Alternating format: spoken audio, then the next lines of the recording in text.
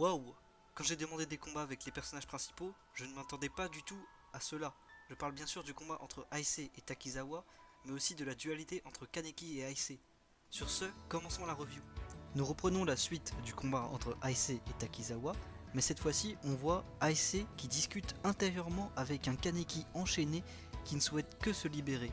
C'est le Kaneki qu'on avait vu et qui se faisait torturer par Jason. Ainsi on peut aussi penser que ici, Kaneki est torturé à l'intérieur de Aise, bien sûr ce n'est qu'une hypothèse.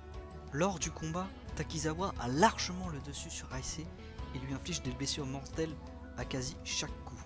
Heureusement pour notre héros, il possède des capacités régénératrices hors du commun. Cet affrontement peut être insoutenable à regarder, c'est quasiment un combat à sens unique, on pourrait même parler de torture à quel point Takizawa l'attaque sans relâche. C'est peut-être justement à mettre en lien avec le fait que Kaneki a été torturé par Jason, et ainsi la même avec Aise permet à Kaneki de revenir sur le devant de la scène et donc de consulter Aise, enfin au moins d'avoir une discussion avec lui. Ainsi, on peut suivre une discussion aussi à sens unique entre Takizawa et Aise.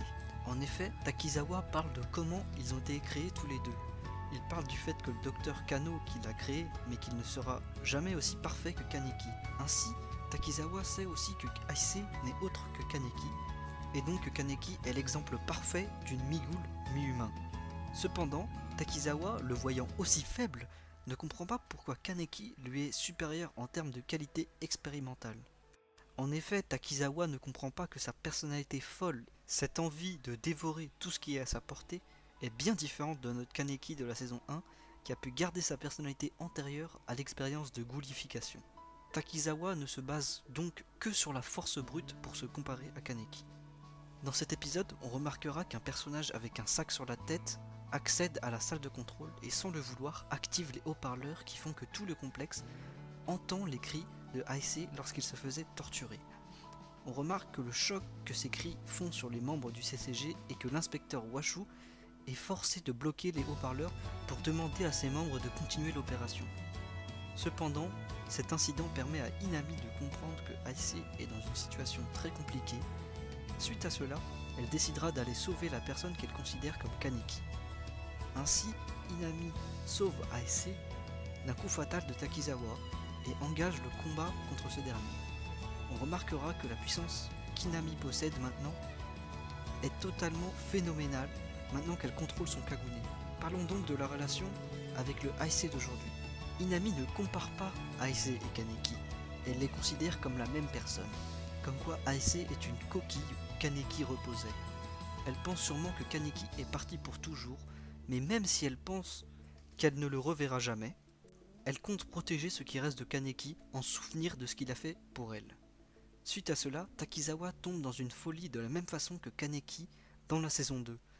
Cela est dû au fait que Kaneki, comme Takizawa, se sont adonnés à du cannibalisme et donc Takizawa subit le même sort que Kaneki avec un espèce de masque Kagune sur son visage. Suite à cela, nous suivons une discussion intérieure entre Kaneki et Aise.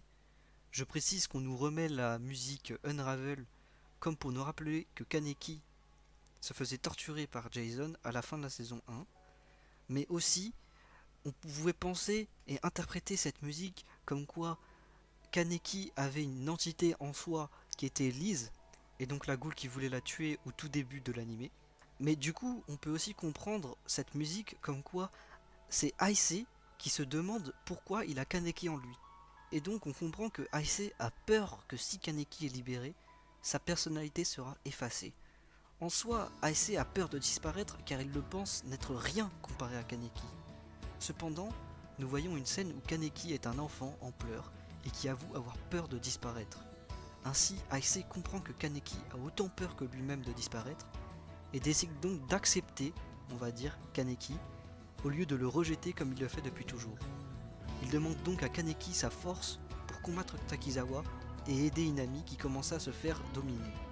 Aise remarque aussi à Inami qu'elle n'est pas la personne qu'elle pense qu'il est.